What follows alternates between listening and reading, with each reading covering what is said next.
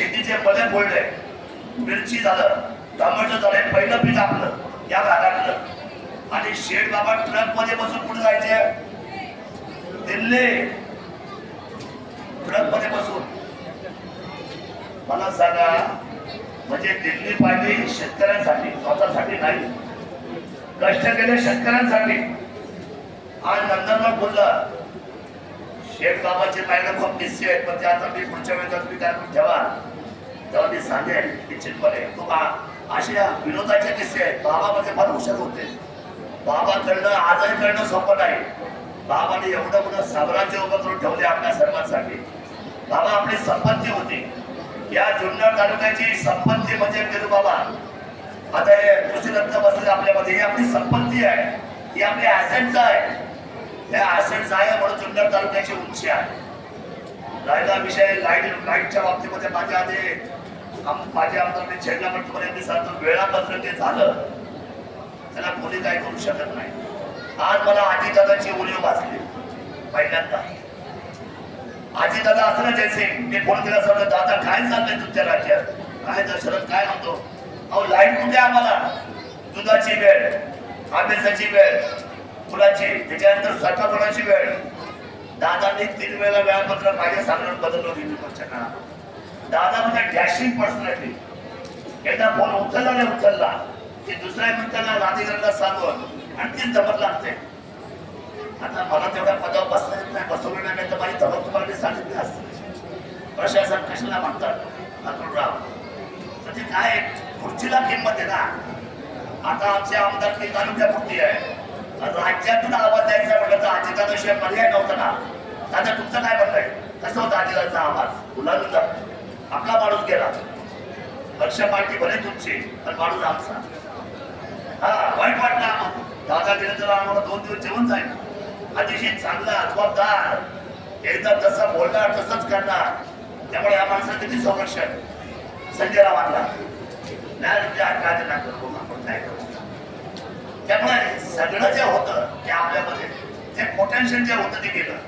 पण आता वेळापत्रक पुढच्या आठवड्यामध्ये ऑलरेडी आपल्या बदलणार आहे. आपल्या 1 महिन्याचा तो शेड्यूल जो आहे तो पूर्ण झाला आहे. आपली लाईट पूर्वीसाठी होते त्यासाठी बाळासाहेब एवढं काय करायची गरज नाही.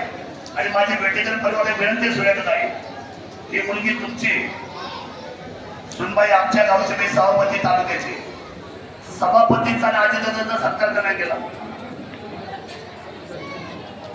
नाही असं नाही, का नाही केला? असं नाही सर, बिलकुल नाही ना. हास्य बिस्से नाही. आम्ही कसं हास्य करणार?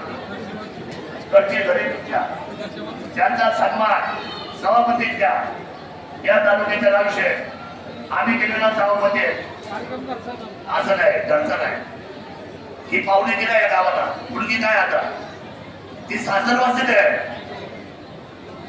तिला राजकारण मी आणलंय रावशे, तो आजीदादा नाव नसते असं जावायचा सत्कार. मी आधीच काय बोलत नाही, जे वाटलं मी बोलत नाही, पण घरातलाच माणूस यांचा सर माझ्या घरातले कुठे त्यांच्यावर काय अडचण तरी माझ्या अडचण. आम्ही राजकारण कधी बघत नाही. रामदास शेठ या गावात मी कधी राजकारण केलं नाही. आपल्याला सगळे सारखे. परंतु आज शेठ बाबांच्या स्मृतीला अभिवादन करतो पुन्हा एकदा. आणि खूप पुण्याचा कडाका आहे.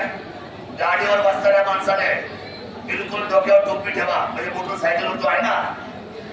आता सगळ्यांना ब्रेन हॅमेज होतोय, वाईट परिस्थिती आहे, उठफार कडक आहे.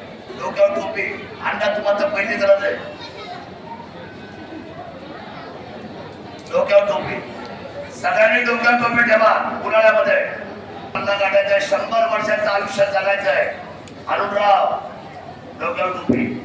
उन्हाळ्यात आपल्याला खूप लांब जायचे, सर्वांना 100 वर्ष आपल्याला जगायचंय. शेठबाबांचा आदर्श आपल्याला ठेवायचा आहे आणि कर्तृत्वात पिढी घडवायची. आपल्या सर्वांना मनापासून धन्यवाद व्यक्त करतो की आमच्या भेटेकर कुटुंबाच्या आमच्या घरच्या कार्यक्रमासाठी उपस्थित राहिला.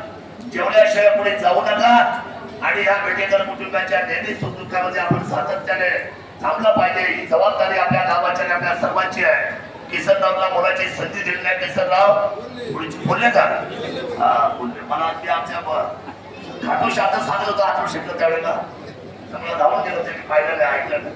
ठीक आहे. किसनराव रांगवले असते म्हणजे दादा तुम्ही आमदार असताना मला बोलायचं संधी नाही. त्यामुळं आपण सर्व आलात, आपल्या सर्वांना पुण्याला धन्यवाद देतो आणि पुन्हा एकदा केलू शेठच्या स्फूर्तीला अभिवादन करतो. जय हिंद, जय महाराष्ट्र, जय शिवराय, जय आदिवासी.